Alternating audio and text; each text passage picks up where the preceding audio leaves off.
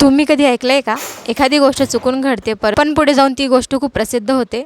मला ना food experiment करायला खूप जास्त आवडतं. माझ्याकडून ना पास्ता बनवत असताना एकदा चुकून एक गोष्ट पडली होती. मग मला असं वाटलं की अरे यार काय पडलं माझ्याकडून, कारण की आता तर मला सगळा पास्ता खराब झाला आणि याची सगळी चव वेगळीच लागली, मला असं वाटलं होतं. परंतु ती जेव्हा रेडी झाली त्यानंतर मला खरंच तिची चव खूप जास्त आवडली.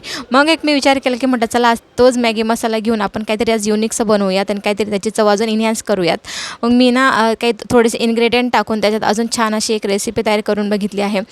पालक पण टाकून बघूयात म्हटलं. मला असं वाटलं कडू लागेल ती, परंतु नाही, खरं सांगू ते पालक टाकल्यामुळे ना अजून जास्त आपण हेल्दी पास्ता बनवू शकतो. पालक बॉईल करून घेतली, त्यानंतर काही इन्ग्रेडियंट तुम्हाला दिसत असतील ना त्याप्रकारे त्या सर्व मी त्यात टाकल्या. आणि मी आज तुम्हाला एक प्रश्नसुद्धा विचारणार आहे, त्याचं उत्तर नक्की मला कमेंटमध्ये द्यायचं हां. तुम्हाला अशी कोणती रेसिपी माहिती आहे का जी चुकून किंवा प्रयोगातून तयार झाली त्यानंतर तिला खूप जास्त प्रसिद्धी भेटली?